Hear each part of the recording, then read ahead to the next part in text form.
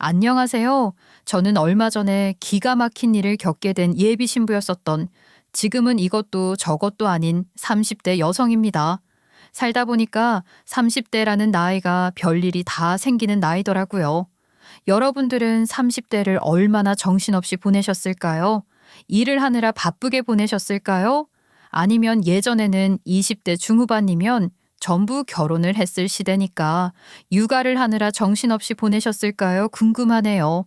요즘은 결혼이 필수인 시대가 아니다 보니까 점점 결혼 정년기라는 게 늦춰지는 것 같다는 생각이 듭니다.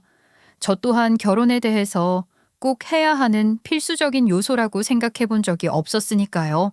저의 후반 인생을 함께 걸어가고 함께 희노애락을 나눌 수 있는 사람이 나타나서 결혼이라는 제도를 통해 평생을 함께 할 수 있다면 좋겠다 싶긴 했었죠. 그리고 그런 사람을 만났다고 생각한 순간 인생의 또 다른 사건이 터지게 되었습니다. 그럼 지금부터 그날의 이야기를 시작해 보도록 하겠습니다. 나이 32, 저에게도 봄이 찾아오게 되었습니다. 사실 계절은 추워져가는 11월이었기 때문에 봄보다는 겨울이 먼저 찾아와야 하는 게 맞았지만 예비 신랑을 만나고 나서부턴 추운 겨울이 따뜻한 시작을 알리는 봄으로 바뀌게 되었어요. 매서운 찬바람에도 든든하게 저를 지켜주는 예비 신랑과의 첫 만남은 평범했습니다. 친구들끼리 모인 자리에서 우연치 않게 만나 눈이 맞게 되었어요. 여러 사람이 모인 자리였기 때문에 대단한 대화를 나눌 시간은 없었지만 그 이후에 또 다른 자리에서 우연치 않게 만난 이후로 저희 두 사람 누구보다 잘 어울리는 연인이 될 수 있었습니다. 새롭게 출발을 하는 연인들이 얼마나 깨가 쏟아졌겠습니까? 저희가 아무래도 나이가 30이 넘어간 이후에 만나게 되었기 때문에 사회생활에 어느 정도는 적응이 된 이후여서 그런 건지 서로에게 아낌없이 쏟아부을 준비가 되어 있었죠. 감정도 감정이었지만 선물을 주고받는 것 또한 아낌이 없었습니다.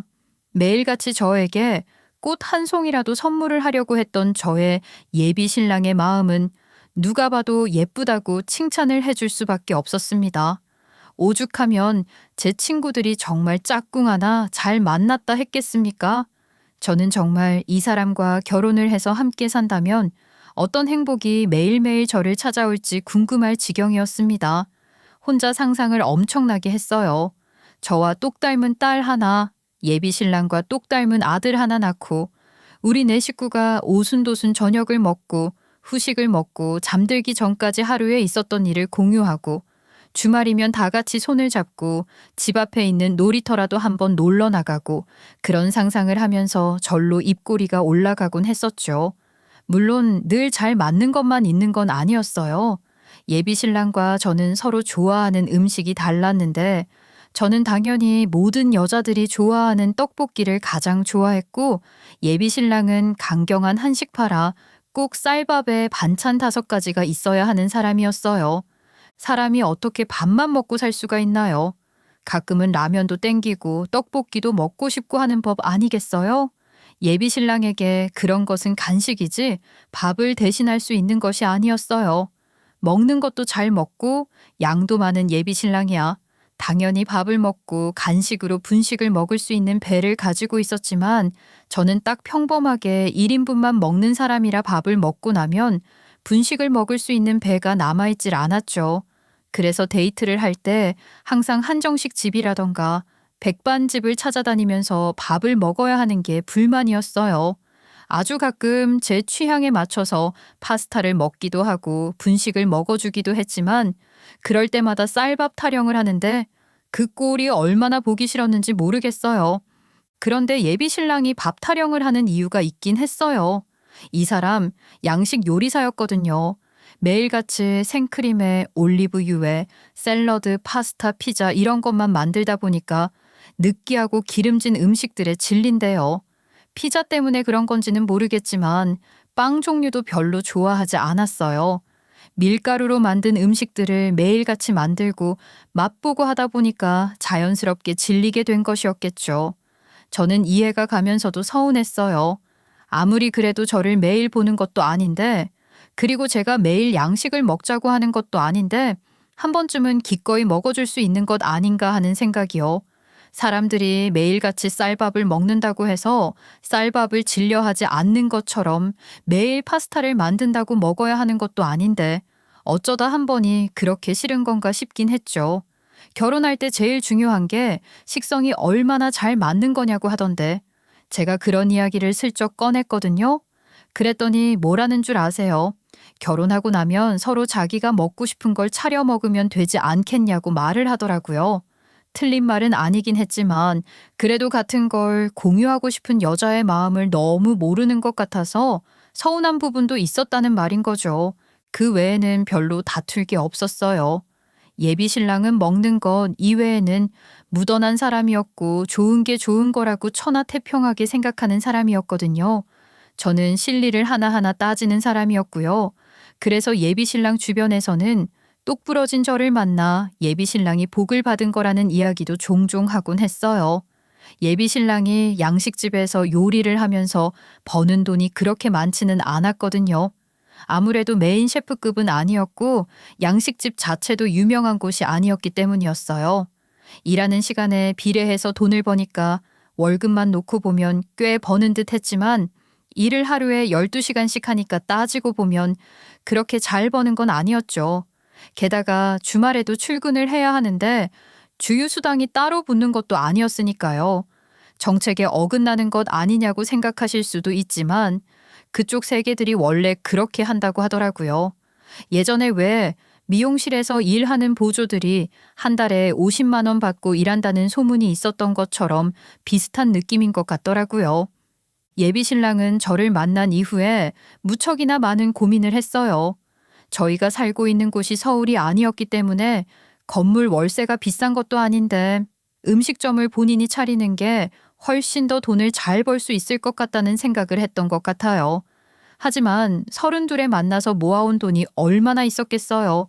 그래 봐야 가게 보증금도 안 나올 텐데 대출 빚을 받아서 인테리어까지 전부 마치고 개업을 했다가 망해버리면 큰 손해가 나는 것이니까 저는 예비 신랑에게 조금 더 지켜보고 가게를 여는 것에 대한 생각을 해봐도 늦지 않을 것 같다고 달래고 달랬었죠. 일을 하다가 부당한 일을 당할 때면 누구보다 속상해했던 예비 신랑이었기 때문에 저도 마음에 고민이 많았어요. 이 사람과 결혼까지 생각하고 있는데 빚이 생긴다면 힘들 것 같았거든요. 제가 이기적이라고 생각하시는 분들도 있겠지만 현실만 따지고 보면 누가 빚 있는 남자와 결혼을 하고 싶겠어요. 아무래도 나 가게를 오픈하는 게 좋을 것 같아. 월급도 전혀 오르지 않고 언제까지 남의 밑에서 시키는 일만 하면서 살 수는 없다고 생각해. 내 가게를 열어서 내가 만들고 싶은 요리를 마음껏 손님들에게 선보이고 싶어. 물론 그런 꿈을 가지는 거야 좋지. 자기도 음식을 만들면서 목표가 있었을 테니까. 그런데 자기 통장 생각도 해야지. 당장 빚부터 내서 자리를 마련하고 가게를 오픈했다가 마음처럼 잘 안 풀리면 어떻게 할 거야. 그 빚은 또 어떻게 감당할 건데. 그것도 맞긴 해. 내가 지금 통장에 모아둔 돈이 많지 않아서 우리도 이제 30 중반이니까 슬슬 결혼 생각도 해야 하는데. 결혼? 그렇지. 아무래도 우리가 만난 지 2년이라는 시간이 흘렀으니까. 주변에서도 좋은 소식 없냐고 물어보긴 하는데 뭐라고 말을 해야 할지 모르겠더라. 예비 신랑과 저는 현실적인 문제에 자주 부딪혔어요. 저는 예비 신랑이 월급을 받아오는 생활이 안정적인 거라 생각을 했는데 예비 신랑의 생각은 달랐거든요. 자영업을 하려면 적어도 본인 가게를 가지고 있어야 안정적인 거라 생각을 하는 사람이었어요. 그러다 보니 돈이라는 현실에 자주 가로막히곤 했죠. 물론 저라고 매번 반대만 했던 것은 아니었어요. 저랑 연애를 하는 동안 예비 신랑이 이직을 한번 했었거든요. 이전에 일을 하던 양식집에서 예비 신랑을 너무 대우해주지 않아서요. 그런 미래에 대한 고민을 같이 하고 결정하면서 저희 사이는 더욱 돈독해지긴 했지만 결혼이라는 것은 또 다른 문제더라고요. 어려웠어요. 경험해보지 않은 것들을 부딪히면서 하려다 보니까 뭐부터 해야 할지도 모르겠더라고요. 그렇게 저희가 연애를 한 지 2년이라는 시간이 흘렀고 34살이 되니 슬슬 집안에서도 남자친구랑 별 다른 이야기는 없냐며 슬쩍 궁금해 하셨습니다. 저도 34살이 되니까 주변에서 결혼을 하는 사람들도 늘어나고 하니 예비 신랑과 앞으로 어떻게 미래를 그려야 할지에 대한 고민이 점점 더 깊어지더라고요. 그즈음 저희 부모님께서 만나고 있는 사람이 있으면 한번 소개를 시켜달라는 식으로 말을 하셨고 가볍게 식사라도 하면서 안면을 트고 싶다고 말을 하셨어요. 저는 예비 신랑에게 말을 전했고 예비 신랑 또한 슬슬 인사를 한번 드리는 것도 좋을 것 같다고. 이렇게 시간을 보내다 보면 결국에는 우리 두 사람이 가정을 이루지 않겠냐고 하더라고요. 뭔가 어물쩡하게 넘어가는 듯한 기분이 들긴 했지만 저도 예비 신랑과 결혼을 할 생각이 분명히 있었기 때문에 알겠다고 하고는 약속을 잡았죠. 그렇게 저희 부모님과 인사를 먼저 나누게 되었습니다. 어떤 사윗감을 데리고 오나 했더니 아주 든든한 사람일세. 요리를 한다고 들었는데 그럼 아주 솜씨가 좋겠구먼. 아이 우리 딸 굶어 죽을 일은 없겠어. 앞으로도 멋지게 발전해서 우리 딸에게 맛있는 것도 많이 해주고 그렇게 가정을 이뤄나가면 좋은 거 아니겠나. 사소한 것부터 잘 챙겨주면 다툴 일이 없다는 말일세. 저희 아버지께서 기분이 좋으셨는지 예비 신랑에게 많은 말씀을 전해 주셨죠. 예비 신랑은 어른들과의 만남이 익숙한 건지 아주 기분 좋게 아버지의 말씀을 경청했어요. 그런 모습을 보니까 저희 가족과 함께 있어도 모낭엇 하나 없이 잘 어우러진다는 느낌이 들더라고요. 저희 엄마는 혹여라도 예비 사위가 불편할까 싶어서 은근히 눈치를 보고 계시는 것 같았지요. 딸 자식 가진 부모의 마음이 다 똑같은 법 아니겠어요? 우리 딸이 어디 가서 구박 안 받고 사랑만 받았으면 하는 마음이요. 저는 첫 만남이 아주 잘 이루어졌다고 생각했어요. 그런데 예비 신랑이 저희 집에서 웃는 얼굴로 어르신들 말씀이 다 맞지요 하면서 맞장구를 쳤던 게 진심이 100% 섞인 말은 아니었나 봐요. 자연스럽게 저도 예비 시댁에 인사를 드리러 가게 되었는데 예비 시어머니께서 은근히 저를 꼽주는 느낌이 들더라니까요. 제 착각일 수도 있긴 한데 그런 느낌을 받긴 했어요. 아유, 그래. 이렇게 얼굴 보니까 좋긴 하네. 그런데 우리 아들이 먼저 인사를 갔다지. 아유, 세상이 많이 바뀌긴 했나 봐. 예전 같았으면 무조건 시댁에 먼저 인사를 드리러 와야 하는 건데 말이야. 그래서 부모님은 뭐라고 하셔? 우리 아들한테 합격 도장 찍어 주셨나? 네? 합격이랄 게 뭐가 있겠어요. 제가 좋아하는 사람이고 제가 결혼하고 싶은 사람이라고 인사를 시켜드린 것인데 당연히 제 마음이 우선이라고 생각하시는 분들이세요. 그래? 그러면 뭐 이리저리 재고 따지는 거 없었다는 얘긴가? 아니, 나는 또 옛날 사람이라 그런 생각을 하고 있었거든. 자고로 밥은 여자가 해야 된다는 생각 말이야. 결혼을 하면 집안일은 서로 잘하는 분야 나눠서 했으면 좋겠다는 생각은 했어요. 제가 정리정돈이랑 청소를 워낙 잘해서 그런 건 잘할 자신이 있는데 요리는 아무래도 이이가 훨씬 잘하니까요. 제가 연애하는 동안 이이가 해준 밥을 몇 번 먹어봤는데 와 정말 솜씨가 좋더라고요. 어머님도 요리 잘하는 아들 두셔서 좋으시겠어요. 우리 아들이 밥을 해준 적이 있었어? 아니, 집에서는 뭐 좀 해달라고 해도 모른 척 하더니. 아유, 자기 여자는 아주 끔찍하게 생각하는구나. 그래도 요리하는 사람이 말이야. 그 집에 와서도 요리를 하면 그게 즐겁겠어?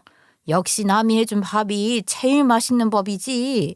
그렇게 저를 웃는 얼굴로 바라보시면서 말씀을 하시는데 그 말이 뭔가 오버랩이 되더라고요. 저희 아버지께서 예비 신랑 앉혀놓고 우리 딸에게 맛있는 거 많이 해주라고 했던 말을 그대로 예비 시어머니한테 전달을 했나 싶었어요. 그렇지 않고서야 첫 만남부터 저렇게 콕 집어서 밥은 내가 해라 하고 말을 할 것 같지는 않았거든요. 이게 소위 말하는 기싸움인가 싶은 생각까지 들었어요. 하지만 이런 언행이 저에게는 크게 문제가 되지 않았습니다. 어차피 결혼 생활은 둘이 하는 거고 저와 예비 신랑 둘이 부대끼며 사는 것이라고 생각했거든요. 제가 전업주부의 길을 택한 것도 아니고 직장 생활하면서 결혼 생활도 하게 될 텐데 시댁이랑 자주 마주칠 일이 있으면 얼마나 있겠나 싶었습니다. 그리고 집은 어차피 시댁과 가깝지만 않으면 상관없다고 생각했고요. 처음에 인사를 드리러 가기 전에 예비 신랑이 예비 시어머니께서 조금 빡빡한 성격이긴 하지만 웃으면서 내내하면 아무 말도 못 하실 거라고 했었는데 정말 웃는 얼굴로 내내하고 대답을 하니까 전투 의지를 상실하신 건지 아니면 저를 건드려 봐야 좋을 게 없다는 판단을 하신 건지 나중에는 그냥 별 말씀 안 하시더라고요. 일단 예비 시어머니를 어떻게 대하면 되는지 파악을 했기 때문에 저는 두려울 것이 하나도 없었습니다. 그렇게 천천히 결혼 준비에 대한 시동을 걸면서 예비 신랑과 저는 이것저것 알아보기 시작했어요. 식장은 언제 예약을 해야 가장 저렴한지, 웨딩 촬영은 어떻게 하는 게 좋을지에 대한 고민이요. 요즘은 셀프로도 많이 진행을 하더라고요. 저희 또한 웨딩 촬영에 대한 욕심이 별로 없어서 저렴하게 셀프로 진행하는 것도 나쁘지 않겠다 싶었고요. 그렇게 하나하나 맞춰가고 있을 때 예비 신랑에게 아주 좋은 기회가 찾아오게 되었습니다. 그러니까 그 자리가 원래 음식점이 있던 자리라서 저렴하게 인수만 하면 인테리어도 손볼 게 별로 없더라니까. 게다가 좀 분위기가 있는 파스타집이었나 보더라고. 자리도 넓고 괜찮은 것 같아. 평수가 얼마나 되는데? 자리가 넓다고 하는 걸 보면 보통 평수는 아닌 것 같은데. 300평 정도 하는 것 같더라고. 그런데 자리값이 그 정도밖에 안 하는 건 완전 꿀매물이라는 거지. 대출은 받아야겠지만. 300평? 아이, 너무 큰 평수인 거 아니야? 위치가 어디 쪽인데? 그 자리가 음식점이었는데 매물로 나온 거 보면 그만큼 유지하기 힘들어서가 아닐까? 아이, 나도 그런 줄 알고 직접 가서 보기 전에는 거절을 했는데 그 자리가 꽤 괜찮더라고. 완전 중심가 쪽은 아니고 살짝 외곽인데 그래서인지 드라이브하러 오는 사람들이 많아서 유동인구가 적지 않아. 손님들도 꽤 많이 찾아오던 곳이었고 매출 자체는 문제가 없었는데 사장님 자식이 해외에 있는데 거기로 아예 이민을 가신다고 급매물로 내놓은 것 같더라고. 인테리어에 공을 들여서 준비하신 거라 이왕이면 양식점을 운영할 사람이었으면 좋겠다고 했대. 어디서 많이 들어본 이야기 같았지만 예비 신랑이 신이 나서 이야기를 하는데 제가 초를 칠 필요는 없다는 생각을 했어요. 그래도 걱정이 되었죠. 300평이나 되는 가게를 정말 제대로 운영할 수 있을까 싶은 생각이요. 양식이라는 건 쨌든 준비하는데 시간이 걸리고 매번 주문이 들어올 때마다 만들어야 하는 건데 주문이 밀리면 어떻게 하려고 저러나 싶기도 했어요. 거기다가 직원들을 대거로 채용을 하게 되면 당장 운영하는 비용도 어마어마하게 들 텐데 그 수준을 전부 감당할 수 있나 싶은 생각도 들었고요. 저는 좀 두고 봐야 할 것 같다고 생각을 했었죠. 당장 대출을 얼마나 받을 수 있을지도 모르는 마당에 섣부른 결정은 안 했으면 좋겠어. 우리도 말이야 양가에 인사도 드렸고 이제는 정말 결혼 준비도 시작을 해야 하는데 당신이 오로지 대출 받으면 된다고 생각하고 있는 것도 좀 우리 미래에 대한 계획이 너무 없는 것 같아 보여. 부모님께서도 좀 도와주신다고 했고 나 이번이 정말 기회라고 생각해. 이런 자리 내가 얼마나 꿈꿔왔었는지 알고 있잖아. 예비 신랑은 이미 그 자리에 마음을 빼앗긴 듯 했어요. 그리고 열심히 대출을 알아보러 다녔고 부동산 업자에게 이것저것 물어보더라고요. 그 건물의 주인이 어떤 사람인지도 모르고 계약을 해야 된다는 게 조금 마음에 걸리는 듯 했어요. 부동산에서 계약 관련된 일을 전부 맡아서 하고 있다고 하더라고요. 그런 사람들 많더라. 건물이 여러 개 있거나 아니면 뭐 해외에 자주 나간다거나 하면 건물 계약 관련된 일이라든지 그런 걸 전부 부동산 쪽에 일임하던데. 그래? 난 사기꾼인가 싶긴 했는데 그런 일이 꽤 많은가 보네. 내가 아는 사장님도 그러시던데 건물 관리는 신뢰하는 부동산 회사에 위탁을 해서 소유주가 누구인지 일부러 드러나게 하지 않는 경우도 많더라고. 이게 또 부동산 매물 찾아다니면서 건물주들 괴롭히는 사람들도 있고 그렇다대. 사기나 범죄 표적이 되기도 쉽고 하니까 전문적으로 관리해주는 회사들도 있대. 와, 우리 자기 진짜 똑똑하다. 그런 걸 어떻게 다 알고 있어?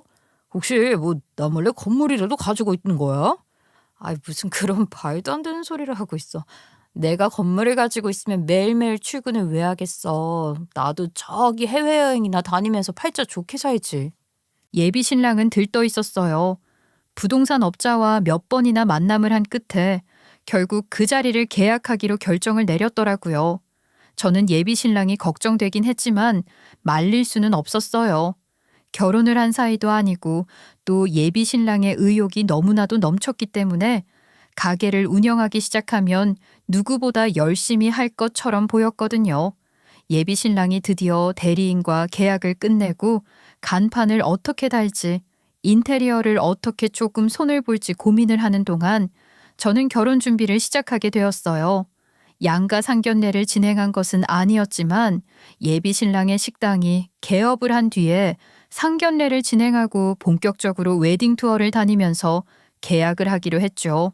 불확실한 미래가 당장 눈앞에 있었기 때문에 결혼 준비를 하느라 돈을 쏟아붓는 건 또 섣부른 판단이라고 생각했거든요. 미리미리 견적만 내보기로 한 거죠. 예비 신랑도 동의를 해주었고요. 본인도 당장 가게가 어떻게 될지 모르는 판에 큰 돈을 분산시킬 필요는 없다고 생각한 것 같아요. 그렇게 예비 신랑의 가게 오픈 준비가 시작이 되었고 가게는 정말 손볼 곳이 거의 없을 정도로 관리가 잘 되어 있었죠. 저도 사실 한두 번은 가본 가게였어요. 그래서 텅 비어 있는 가게가 조금 낯설게 느껴지긴 했지만 얼마나 전 주인이 애정을 쏟아서 관리를 했는지를 알 수 있었죠. 예비 신랑은 모아두었던 돈부터 시작해서 대출받은 돈에 시부모님의 노후 자금까지 탈탈 털어서 300평짜리 가게를 하나하나 채워나가기 시작했습니다.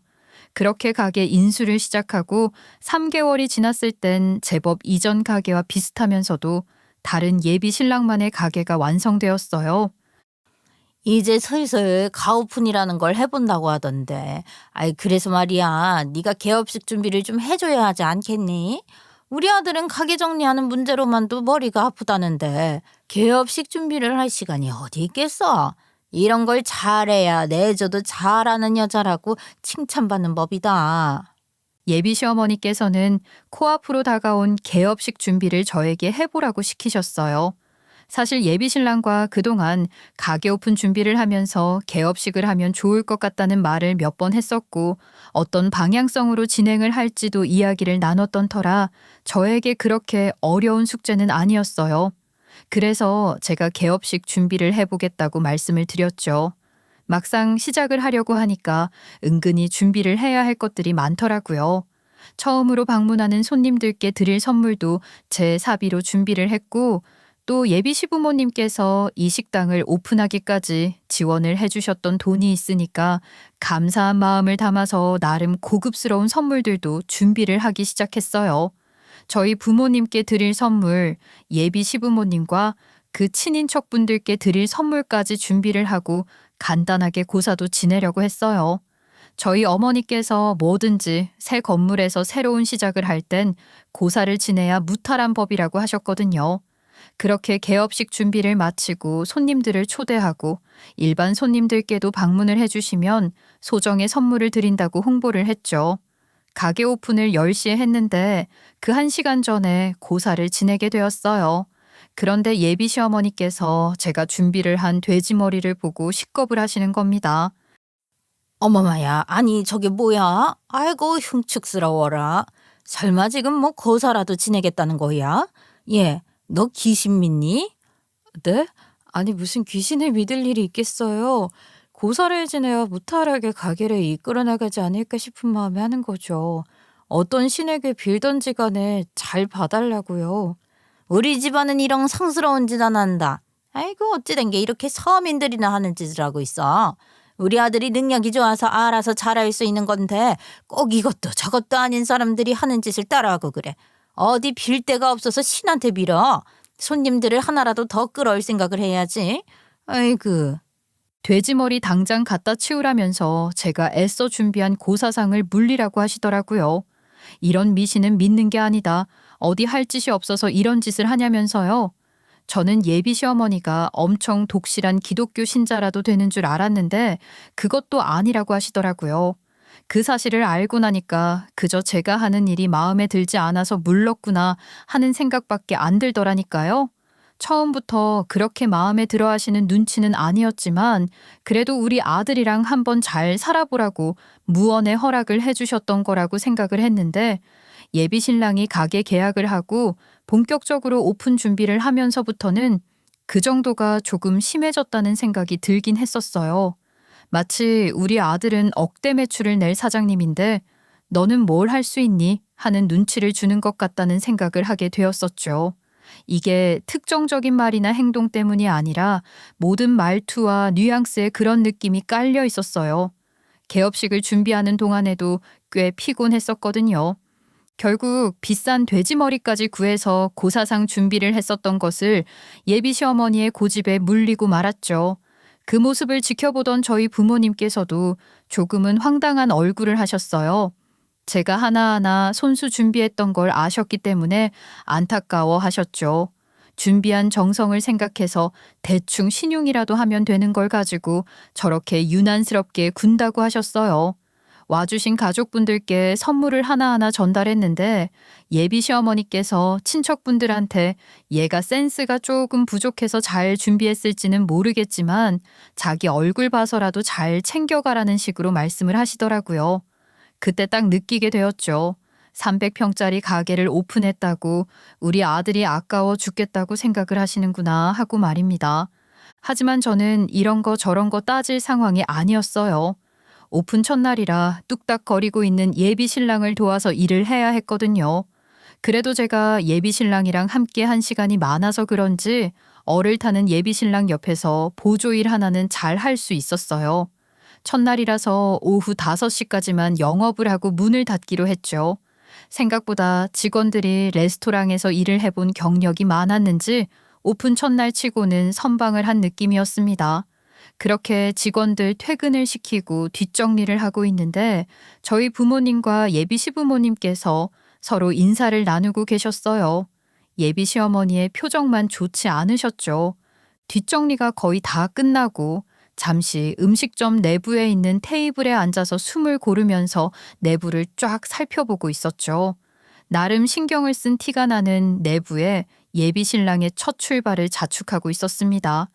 행사 준비를 위해서 며칠 동안 쌓여왔던 피로가 온몸에서 묻어나오는 게 느껴졌어요. 하지만 제 속은 몸보다 더 지쳐 있었죠.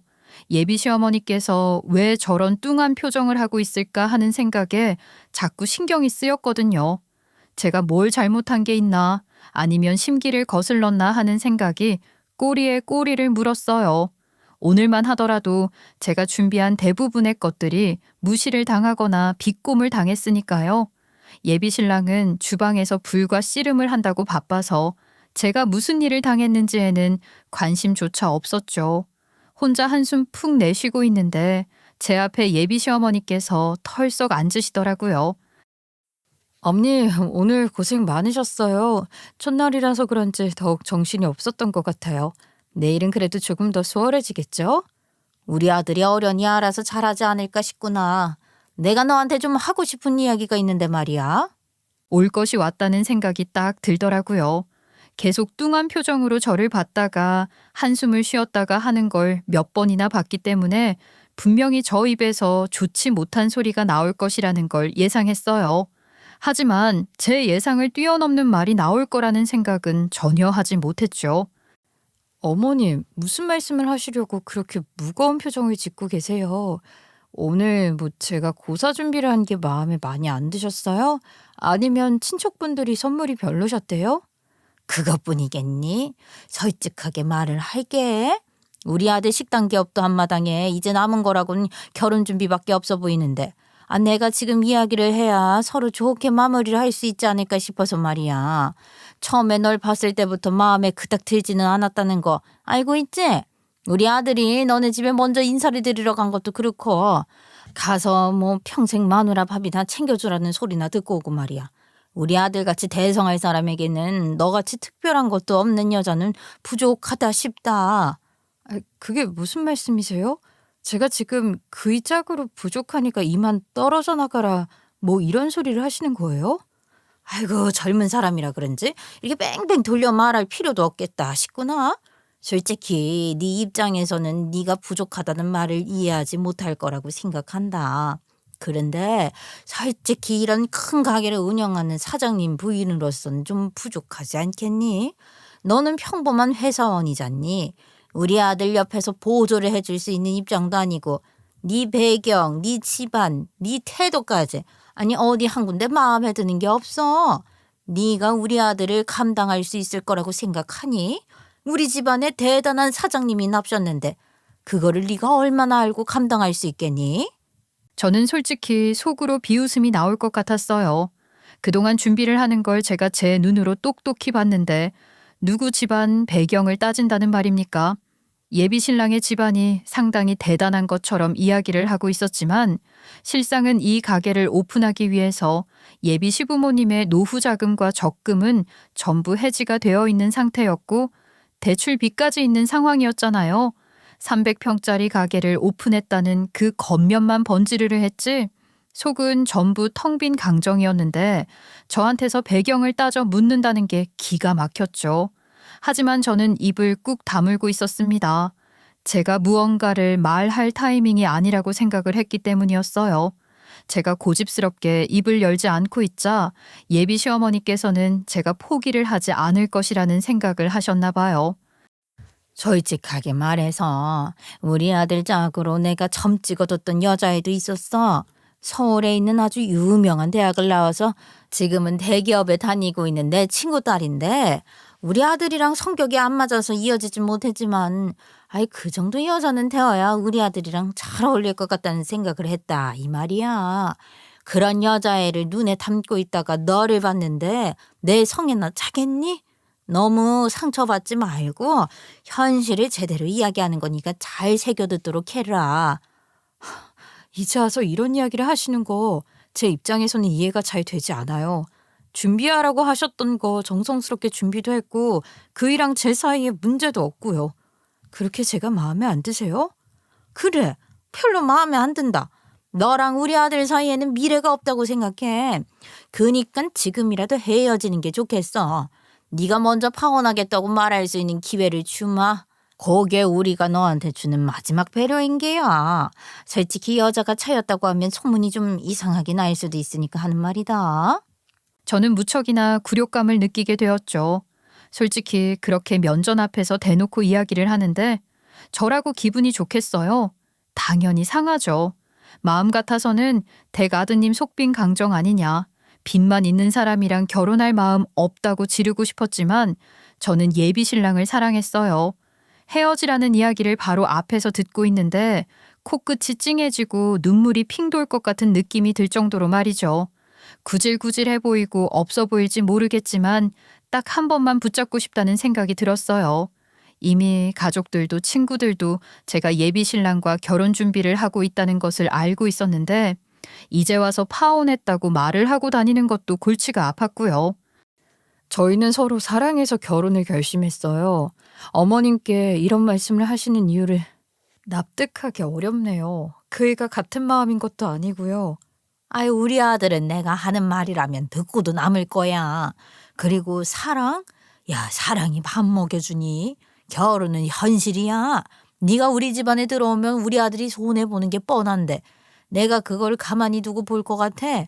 우리 아들이 얼마나 대단한데 네가 감히 내 며느리가 되겠다고. 네가 오늘 준비한 것들도 봤어. 촌스럽고 수준이 낮더구나. 우리 집 행사에 이런 걸 들고 온다는 것 자체가 무시를 하는 느낌이 들었다 이 말이야. 에이 그 분수도 모르고. 저는 여기까지 와서는 더 이상 참아서는 안 된다는 느낌이 들었어요. 제 표정도 많이 심각해졌겠죠. 분수도 모른다는 말이 제 심장을 쿡 찔렀거든요. 도대체 분수도 모르는 인간들이 누군데 지금 저한테 이런 소리를 하는 건지 기가 막혀오기 시작했습니다. 제가 이 자리에서 이런 굴욕적인 이야기를 들을 필요가 없다고 생각했어요. 제가 더 이상은 못 참겠다는 얼굴로 전부 다 터트릴 것처럼 씩씩거리고 있으니까 상황이 이상하다고 생각을 하신 건지 저희 어머니께서 저와 예비 시어머니가 앉아있는 자리로 다가오셨습니다. 아니 무슨 이야기를 심각하게 하시길래 둘 다 표정이 영 좋아 보이지가 않네요.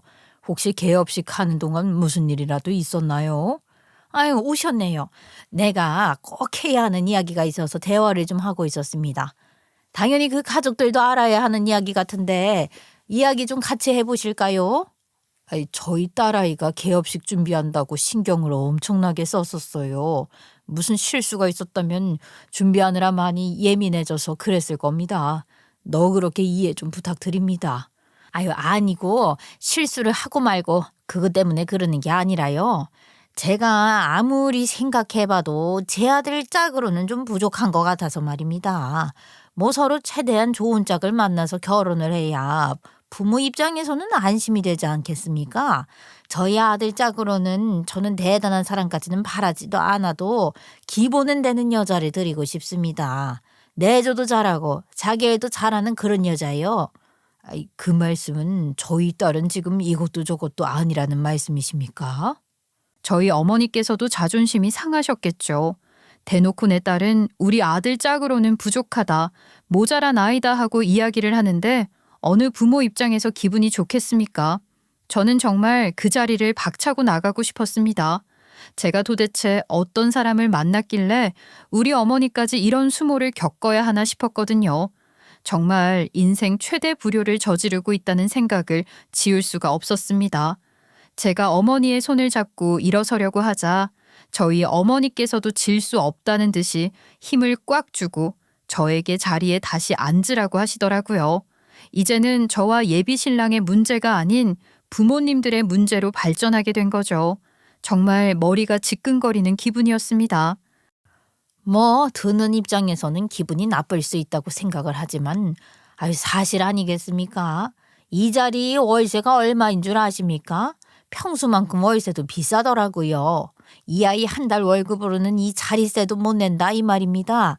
적어도 우리 아들이 적자가 났을 때 그 정도는 메꿔줄 수 있는 여자를 며느리로 받아들이고 싶은 건 맞지 않겠습니까? 이런 게 바로 수준 차이라는 겁니다. 수준 차이요? 아니, 지금 이 가게 월세 가지고 수준 차이를 운운하시는 겁니까? 예, 맞습니다. 제가 틀린 말을 했습니까? 우리 아들 이제 사장님입니다. 이 커다란 가게를 운영하는 사장님이요. 여기 가득 채워진 테이블이 하루에 2-3번만 회전을 해도 매출이 얼만 줄 아십니까? 하루에 이 아이가 버는 한 달 월급은 거뜬히 번다 이 말입니다. 아이, 그러니 그 차이가 엄청나게 크겠지요. 저도 뭐 이렇게까지 냉정하게 말을 하고 싶진 않았지만 가게 사장님이 된 우리 아들에게 들러붙어서 쌀 한 톨이라도 더 빼먹으려고 하는 그 지근성, 단단한 그쪽 집안 떨어뜨리려면 이 정도로 말을 해야 할 것 같았어요. 아이고, 기가 막혀. 도대체 이렇게까지 말을 하시는 이유를 모르겠네요. 저 그 앞전 대화로 어머님께서 어떤 생각을 하고 계시는지, 저를 얼마나 반대하고 싶어 하시는지 잘 알았고요. 그런 치욕적인 말 들어가면서까지 이 사람이랑 결혼하고 싶은 생각은 더더욱 없습니다. 괜히 저희 가족에게 상처 주려고 하지 마세요. 제가 알아서 떨어져 드릴 테니까. 어이구, 그나마 얘가 말귀는 참 잘 알아듣네요. 돈 때문에 못 헤어지겠다고 울고불고 하면 어떻게 하나 싶었는데 분수도 모른다고 했던 거 내가 취소하마. 네 주제 파악은 잘하는구나. 아이, 자자, 그러면 이만 자리를 마무리하실까요? 수준 차이를 느끼셨으면 알아서 꺼져 주시는 게 좋겠네요.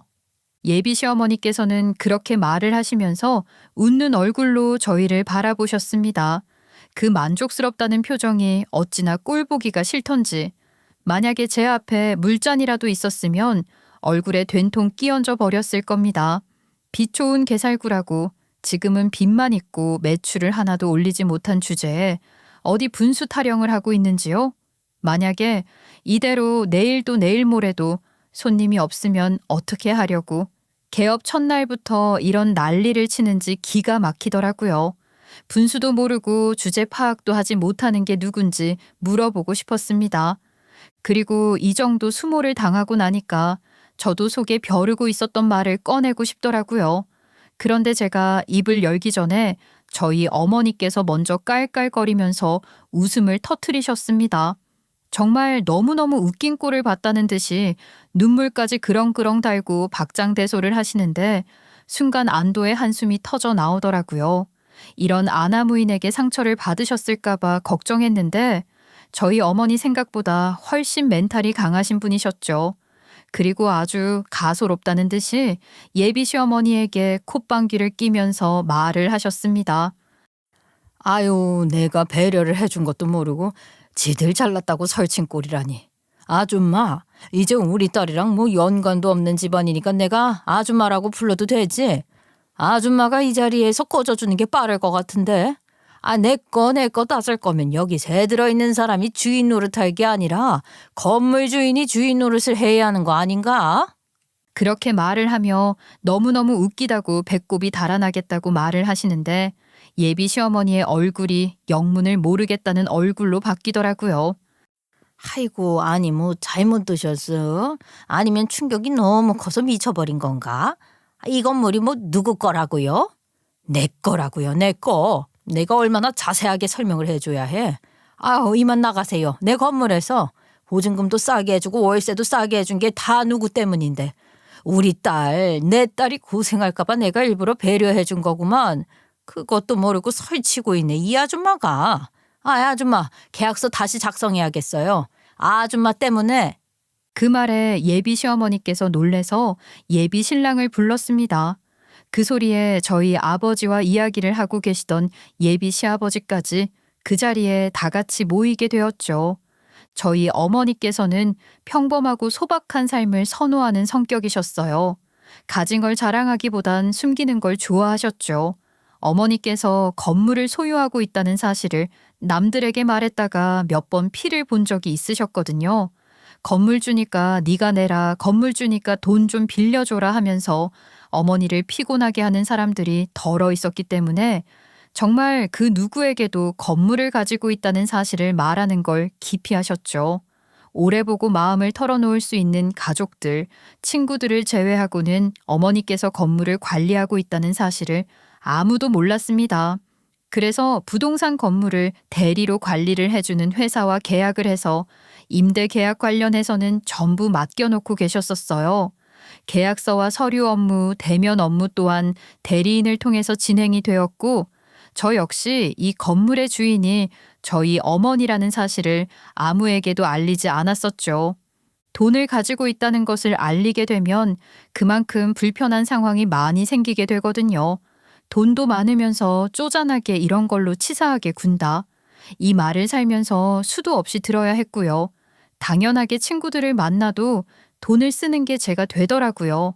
좋은 물건을 가지고 있으면 부모 잘 만나서 편안하게 산다는 소리나 들어야 했죠. 제가 열심히 일을 해서 번 돈으로 산 물건임에도 말입니다.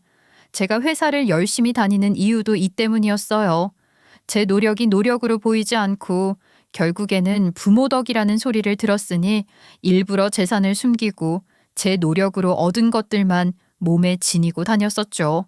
그래서 저는 차도 중고 경차를 사서 끌고 다녔었어요. 검소함이 몸에 붙어 있다 보니까 제가 건물주 딸이라는 걸 상상하는 사람은 아마도 없었을 겁니다.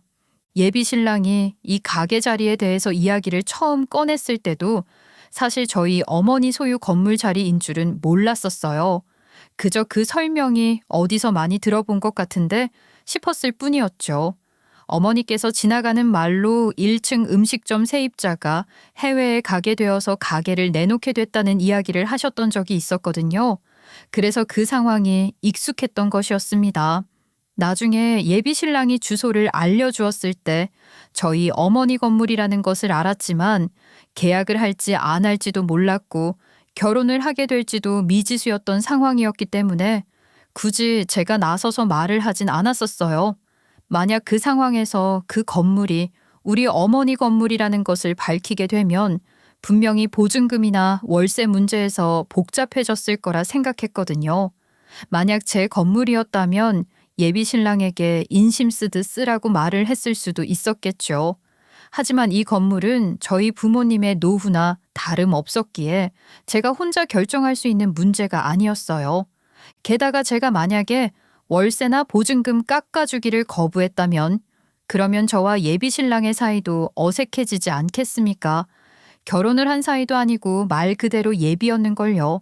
이 건물의 소유주가 어머니라는 사실은 나중에 결혼을 하고 난 다음에 밝히려고 했어요. 그때가 되면 어머니께서도 사위에게 월세를 받는 게 조금 불편하실 수도 있으니 월세를 줄여달라고 말을 하기 훨씬 수월할 거라 생각을 했고요. 저는 뭐든지 신중하게 생각을 하는 타입이었기 때문에 제 재산이 아닌 것에 대해서는 말을 아꼈을 뿐입니다. 그런데 이런 상황이 제 눈앞에 펼쳐지게 될 줄은 꿈에도 몰랐던 거죠. 어떻게 속물임을 그대로 드러내고 수준 차이를 운운하면서 저에게 나가 떨어지라고 말을 할 수 있겠습니까? 그 상황이 오죽 황당하고 어이가 없었으면 건물 주인인 것을 밝히는 걸 그 무엇보다 싫어하시는 어머니께서 깔깔 웃으시면서 밝히셨겠냐고요.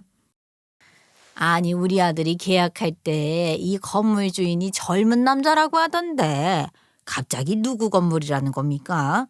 아이고 어이가 없어서는 무슨 소설이라도 보셨나? 아니면 꿈이라도 꾸신 건가?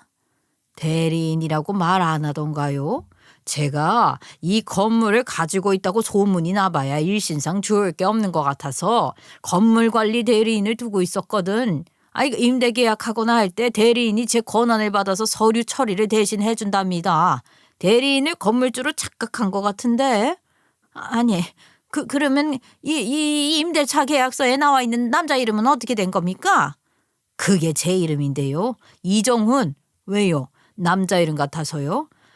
저희 부모님께서 남자로 태어났으면 하는 바람에 지으신 이름이라 그렇습니다. 그 말에 예비 시어머니의 얼굴이 퍼렇게 질리는 게 아니겠습니까? 사실 그 건물은 저희 할아버지께서 소유하고 계셨던 건물이었는데 저희 엄마가 물려받은 것이었습니다. 그리고 저희 엄마는 예비 신랑이 그 자리에 임대인으로 들어온 것을 알고 계셨어요.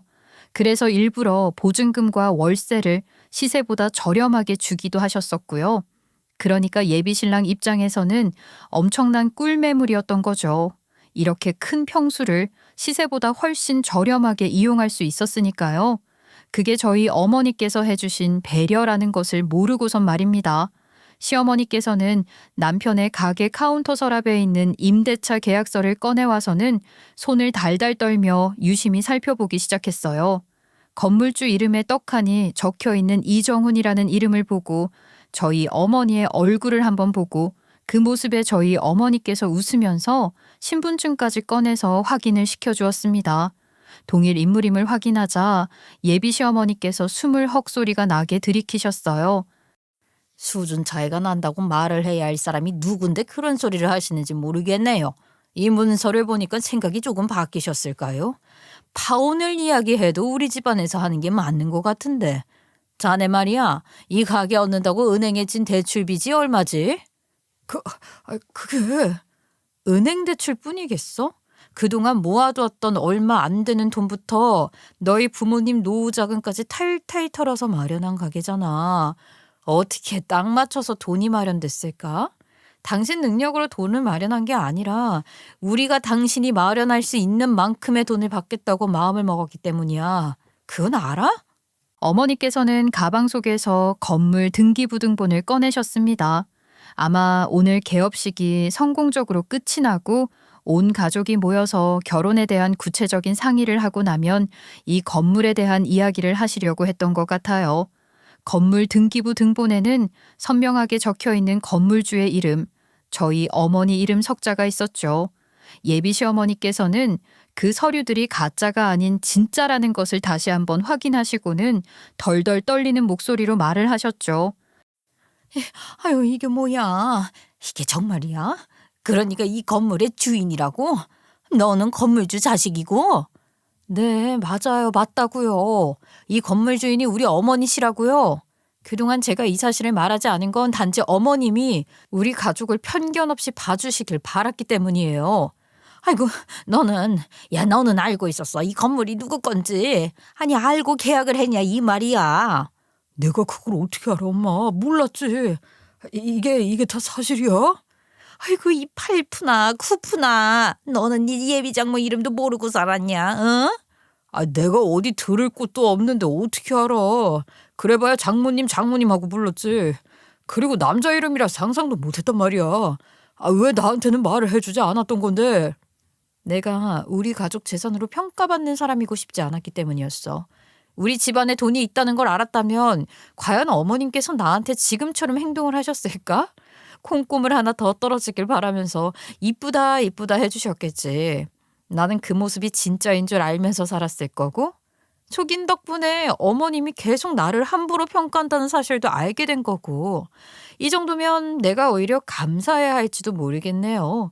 결혼하기 전에 어머님의 진짜 모습을 알게 되었으니까요.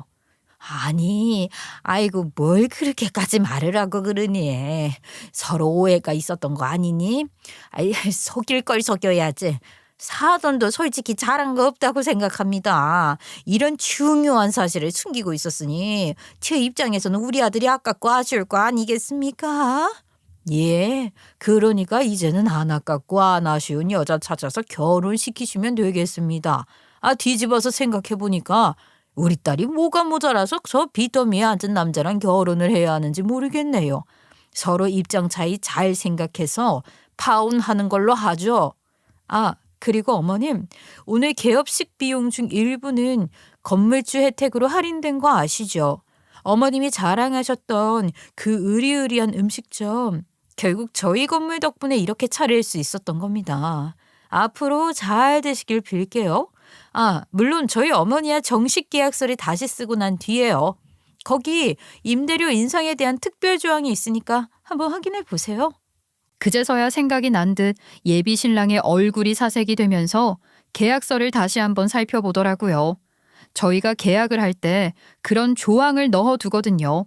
대리인이 일임해서 하는 계약서이다 보니까 계약서 작성 후 6개월 이내에 임대료에 대한 조정이 생길 수 있다고요. 거기다가 처음부터 저렴하게 임대료를 책정했기 때문에 충분히 수정이 가능한 상태였어요. 예비 신랑은 시퍼렇게 질린 얼굴로 예비 시모에게 소리를 지르기 시작했습니다. 내가 결혼하고 싶은 여자라고 엄마한테 당당하게 소개까지 시킨 건데 어떻게 엄마가 이런 식으로 내 인생을 망칠 수가 있어. 욕심이 얼마나 많으면 아들 인생까지 말아먹냐고. 장모님 잘못했습니다. 제가 저희 집안이랑 인연이라도 끊겠습니다. 저 장모님 말씀대로 빚만 잔뜩 있는 사람인데 임대료에 보증금까지 오르면 단 하루도 못 살아요. 예비 신랑이 단박에 인연까지 끊어버리겠다고 하자 예비 시어머니의 얼굴이 붉게 타오르더라고요. 무슨 말을 해야 할지 말을 잃어버린 사람처럼 입만 떡 벌리고 있는 꼴이 아주 우스웠습니다.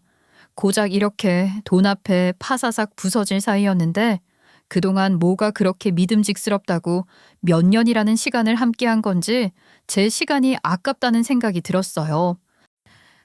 가족을 이렇게 쉽게 등질 수 있는 사람이었다니 참 실망인걸? 그럼 나중에 우리 엄마가 이 건물을 팔아버리기라도 하면 나도 버림받을 수 있다는 뜻 아닌가? 당신은 돈 앞에선 정말 별거 없는 사람이구나. 이런 게 수준 차이고 인성이라는 거야. 당신 같은 사람이랑은 한시도 같이 있을 수 없어. 이제야 그 말이 어떤 뜻인지 이해가 가네. 우리는 여기서 파혼하고 정리하는 게 맞는 것 같아. 그래, 내 딸 말이 다 맞네. 나머지 계약 조정은 대리인이랑 해줬으면 좋겠네. 자네 얼굴 1분 1초도 보고 싶지 않으니까 말이야. 저희 가족은 그 말을 끝으로 식당을 나왔습니다. 주방에서 신는 슬리퍼가 벗겨지는 것도 모른 채 달려나와 잘못했다고 매달리는 예비 신랑을 매정하게 뿌리쳤어요. 마지막까지 구질구질하게 매달리는 모습이 딱 그 집안 사람들과 어울리더라고요. 물론 저도 상처를 많이 받았죠. 가슴이 많이 시리고 구멍이 뚫린 것처럼 공허하기도 했어요. 몇 년 동안 지지고볶고하며 사랑했던 사람과 헤어졌는데 단박에 멀쩡할 사람이 얼마나 있겠어요. 그 사람도 마찬가지였을 거예요. 제가 건물주 딸이라서만은 아니고 저랑 함께한 시간이 있으니 후회되는 게 많았을 거예요. 하지만 저는 사랑하는 우리 가족을 위해서 마음을 단단히 먹고 미련 없이 헤어지기로 결심했습니다. 며칠 동안 울고불고 전화도 오고 찾아오기도 하고 정말 저를 지치게 만들었지만 저는 끝까지 그 미련에 넘어가지 않았습니다. 예비 시어머니께서도 저에게 전화를 걸어서 잘못했다고 딱 한 번만 용서를 해달라고 했지만 저는 아니라고 받아줄 생각 없으니 구질구질하게 굴지 말라고 했어요. 한 번만 더 이런 식으로 힘들게 하면 경찰에 신고라도 하겠다고 했죠. 결국 예비 신랑은 임대 계약을 다시 하게 되었고 그 뒤로 저는 가게 근처에는 발도 들이밀지 않아서 모르겠습니다. 최대 4년까지 계약이 유지가 되니 그 전에 쫓아내긴 어렵겠지만 저희 어머니께서 아마 4년 이상 계약을 유지하지는 않으실 것 같네요. 여러분, 돈이 인생의 전부는 아니라는 것을 깨닫게 됨과 동시에 돈으로 사람의 관계가 무너지고 급을 나눌 수 있다는 것을 알게 된 계기이기도 했습니다. 모든 사람들이 그런 사상을 가진 것은 아니겠지만 그런 사람도 있다는 것을 알았죠. 저는 앞으로 사람 보는 눈을 키워야 할 것 같습니다. 그래서 더욱 단단해지려고요. 제 이야기를 들어주신 여러분들께 진심으로 감사드리며 여러분들도 사람의 겉모습에 속지 않으시길 바랍니다. 감사합니다.